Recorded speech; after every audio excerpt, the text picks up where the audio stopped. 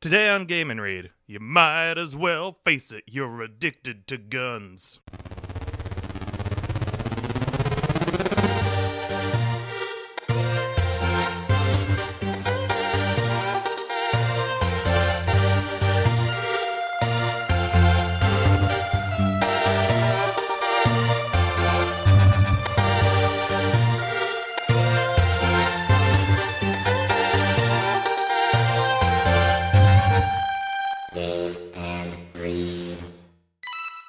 Hello and welcome to Game and Read. My name is Peter. And I'm Erin. And we are back for another weekly installment of Friday Reads, where we tell you what we are playing and reading this weekend. We talk about what we read and played last weekend, and we offer some topical recommendations for what you might want to play or read yourself.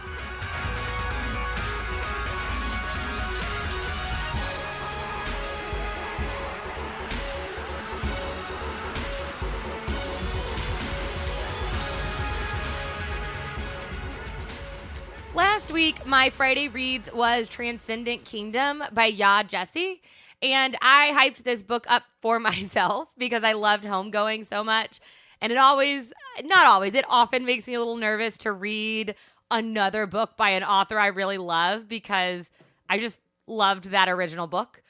But in this case, Transcendent Kingdom totally stood up to the hype I had created.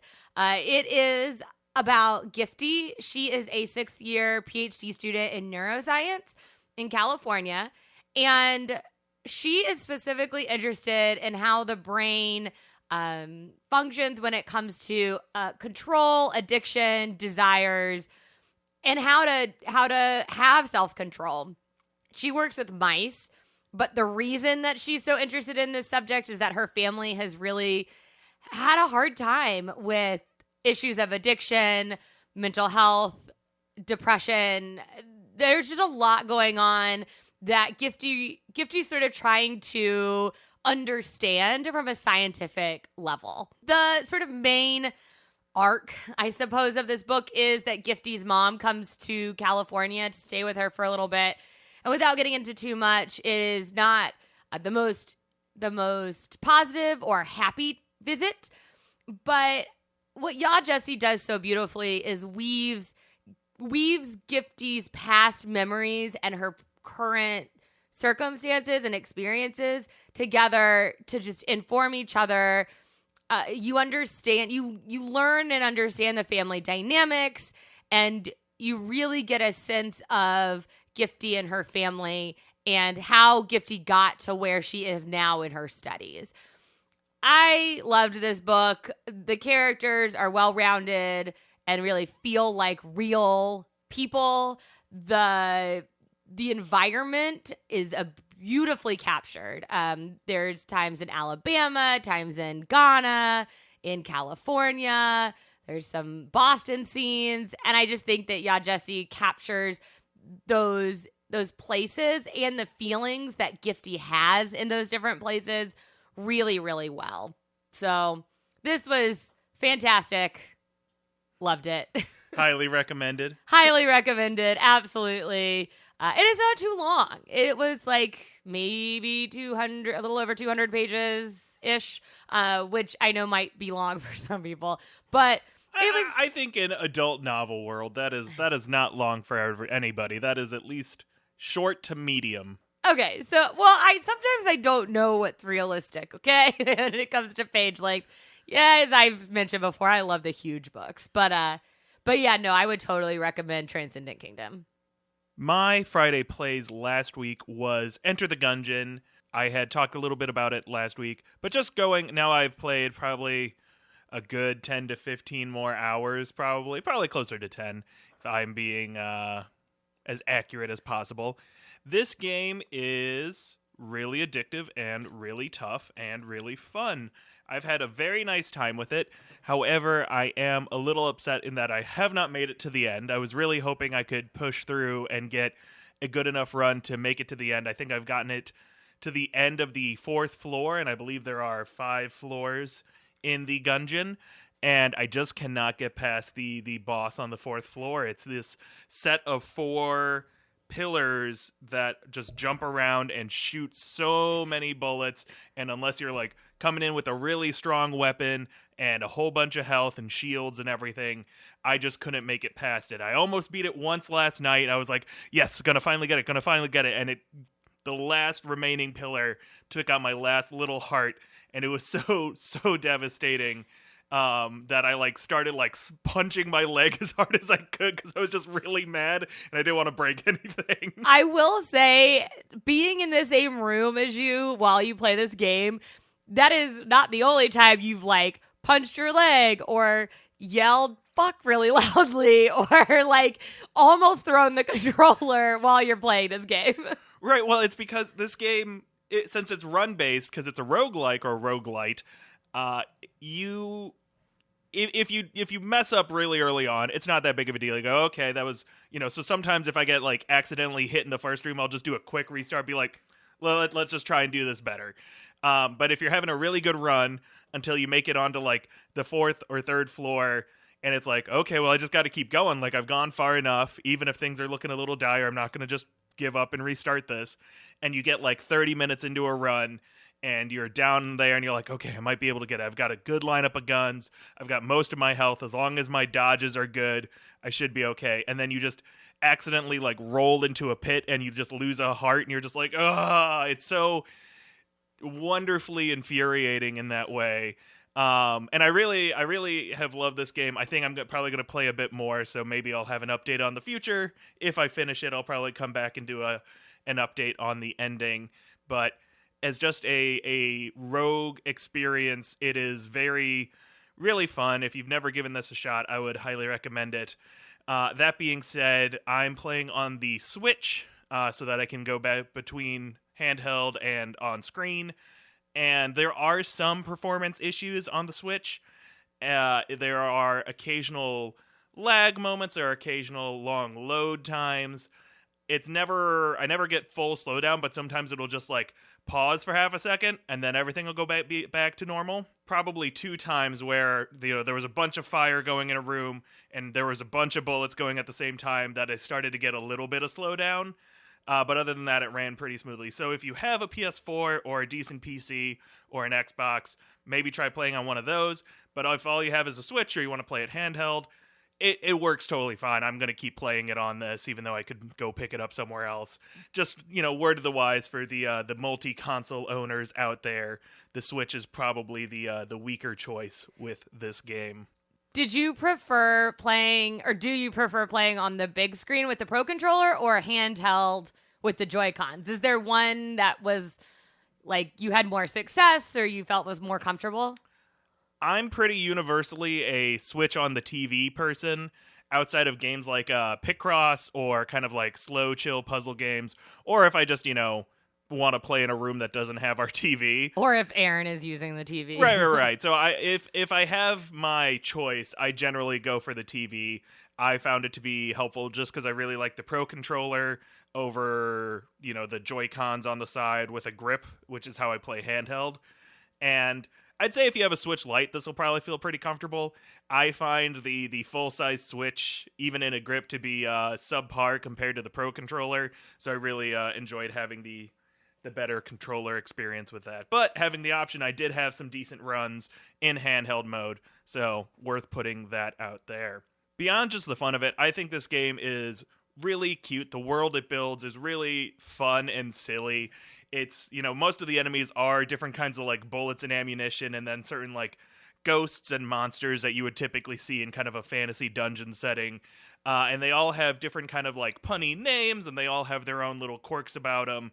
And I think it's a game that's just got a ton of character to it, and that's what really drives it, is that, like, the story is not, its most deep part. However, just the setting, the character design, and the various pun names for all the weapons are a lot of fun. You can even get a big shotgun shell that shoots shotguns.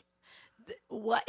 So So the gun is a shotgun shell. Yeah, the gun looks like a big bullet. And the bullets are shotguns. Right, so you just see like 5 shotguns shoot out, and then they start firing smaller bullets. Oh my god. And it's just a great time. There's a lot of wacky and fun guns that eventually you can pick up different mods. If you get lucky, that's the other thing with this game, is that sometimes you're like, oh, I would be having a good run, but I just can't find any good weapons. And then you just kind of get boned from that. Well, there was maybe one run where you had like the crown of guns or whatever. That is a fun item. And generally, when I got that, I would have a good run. That seemed to be like, that's the way I would need to play it, is like, I need something that it just like indiscriminately shoots things so that I don't have to aim.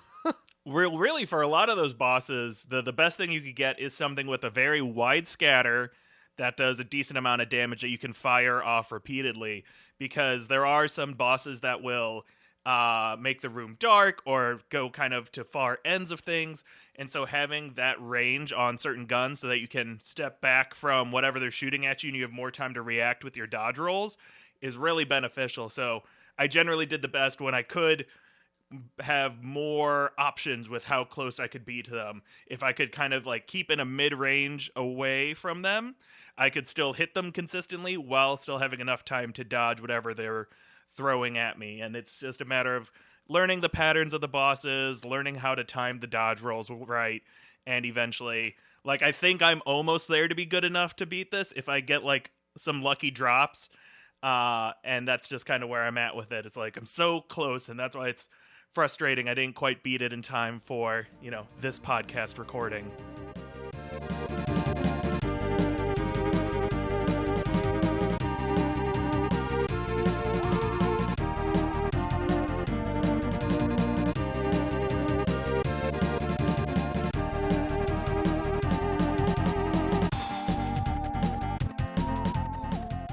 My Friday reads this week, I'm so excited about. This is sort of similar to my excitement level of last week and Yeah, Jesse.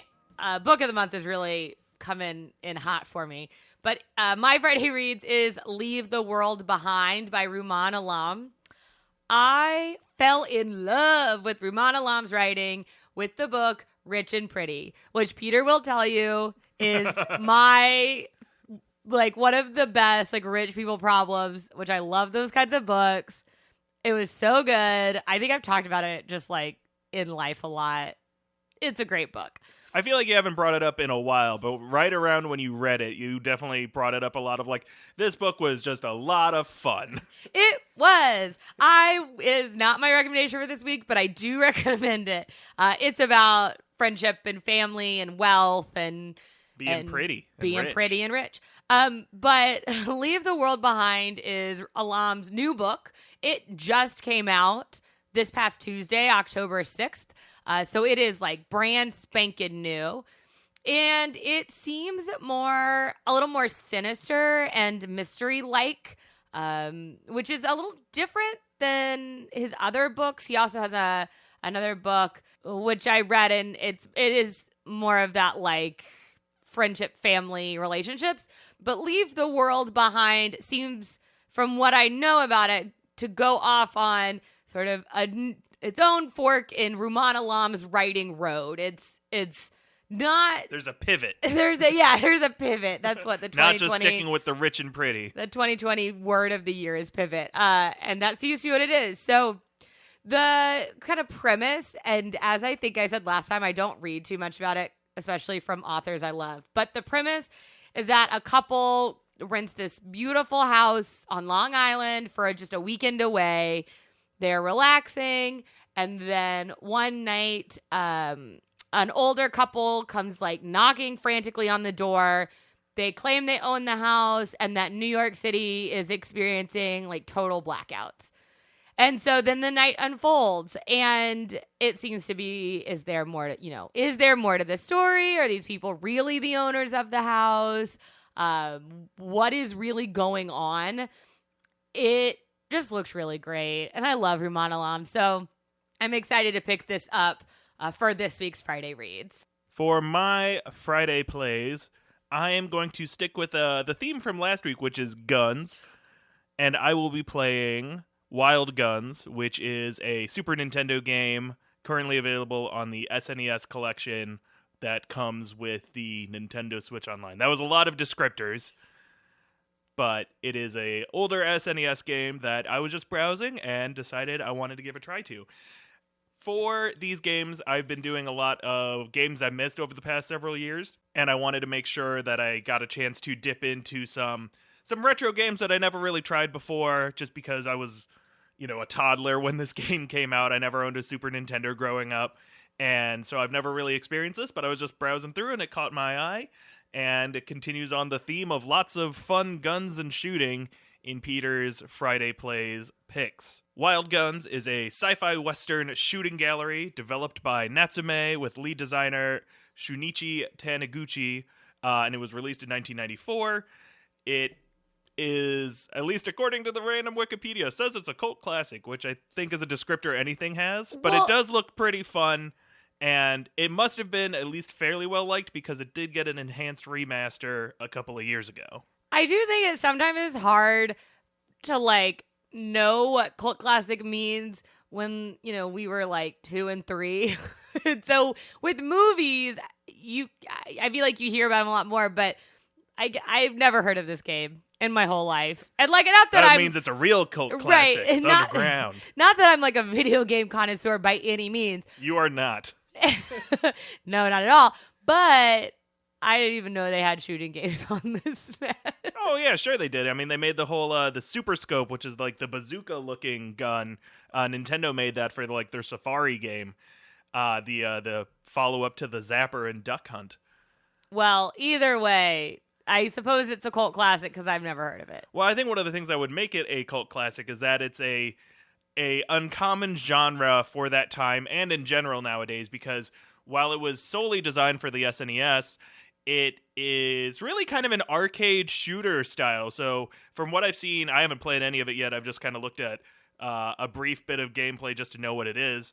And you seem to be in sort of a shooting gallery situation. You have this kind of pretty little image background, and then you can move back and forth in it, taking out various targets that are also shooting at you. So it's kind of an old-timey style, something you would expect to see maybe in an arcade cabinet from the late 80s or even the early 80s. And instead it's a SNES game with, robot cowboys. So I don't know how long of a game this is. I'd be very surprised if it was a very long game, but maybe it'll be tough like the Gungeon. But I anticipate I'll be able to get through it, and maybe they'll give me some time to do some more gungeoneering. But I will be playing Wild Guns this weekend.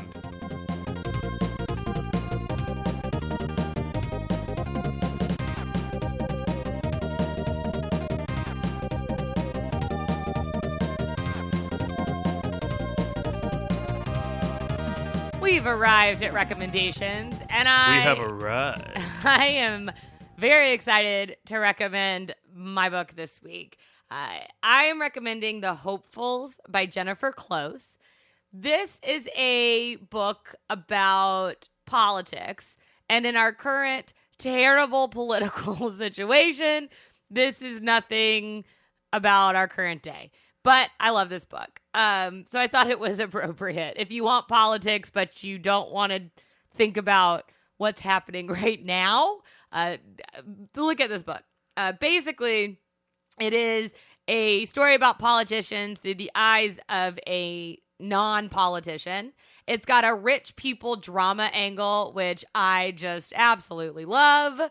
It's one of my dumbest, favoritist, topics in fiction is the rich people problems or rich people drama.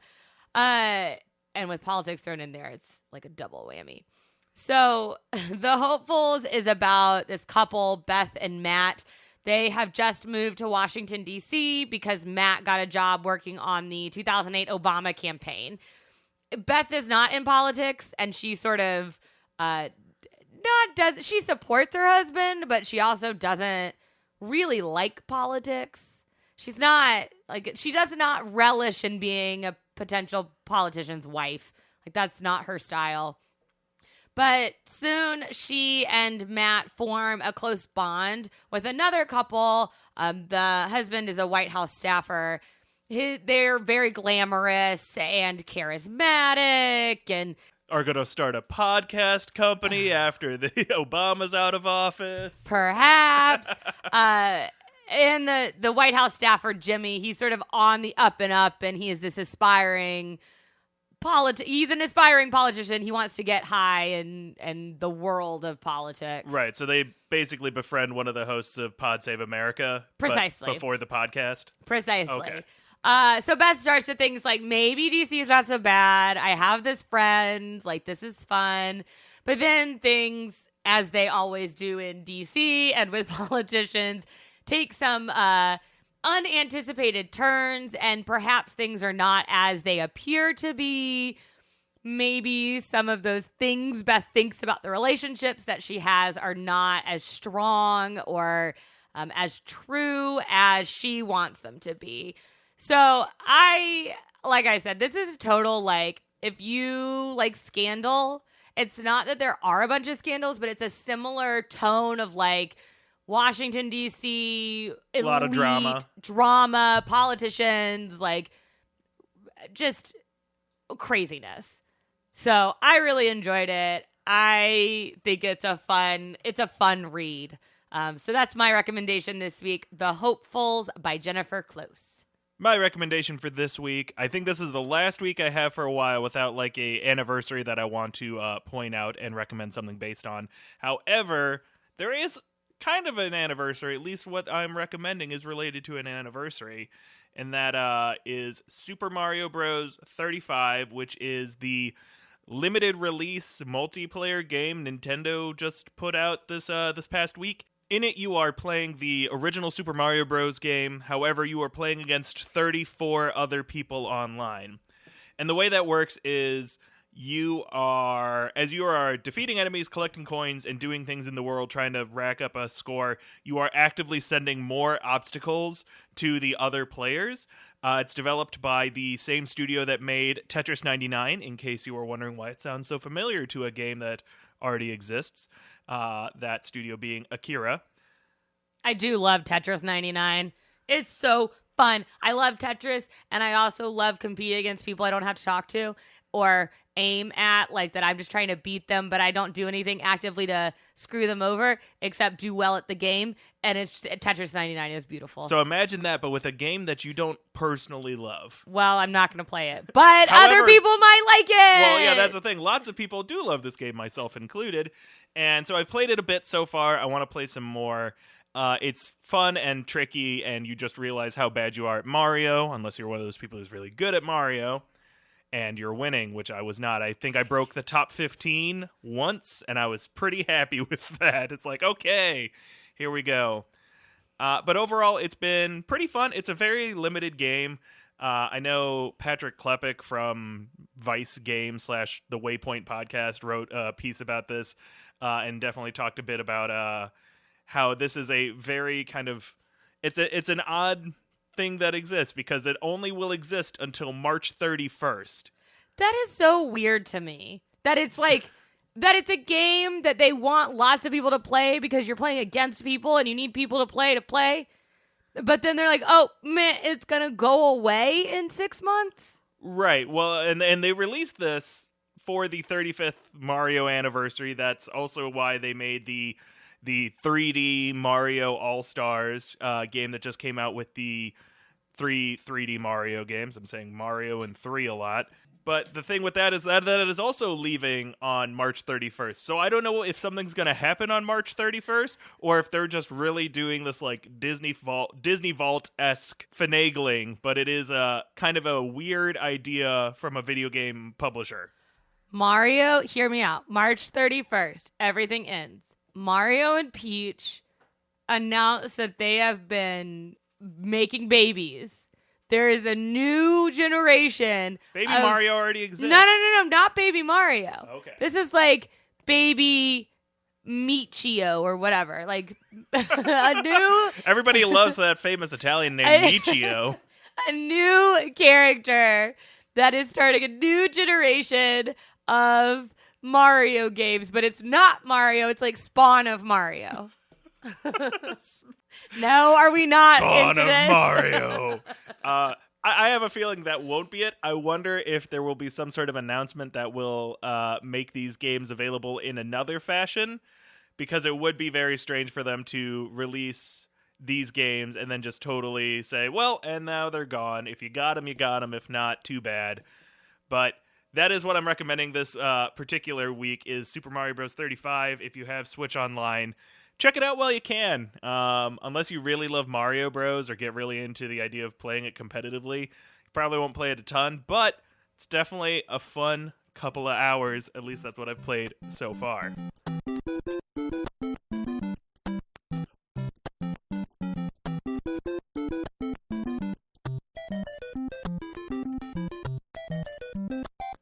That's all we have for this week's episode of Friday Reads. You can find this episode and all other episodes of our podcast on pretty much anywhere you listen to podcasts. I did hunt down a few other podcast listing services, so we should be on absolutely everything. If you listen to podcasts using a thing and you can't find us, please tell us and we'll add it to the list. There. So, I mean, it's everywhere. SoundCloud, Apple Podcasts, Spotify, blah-de-blah-de-blah. Amazon Podcasts, Google Podcasts. You can also go to gameandread.wordpress.com for, the direct posts and links and things like that. So go check out all of our past stuff and subscribe so you can get all of our latest episodes. You can find us on social media. My Twitter is @GameAndRead. We also have an Instagram with that same handle. I am on Twitter @BookishTextPat and over on Instagram @A Tale of Two Shelves. Our intro music was written and performed by Avery Murchison. There is a link to his Bandcamp in our episode description. Thanks for listening. We'll see you next time. Game and Read.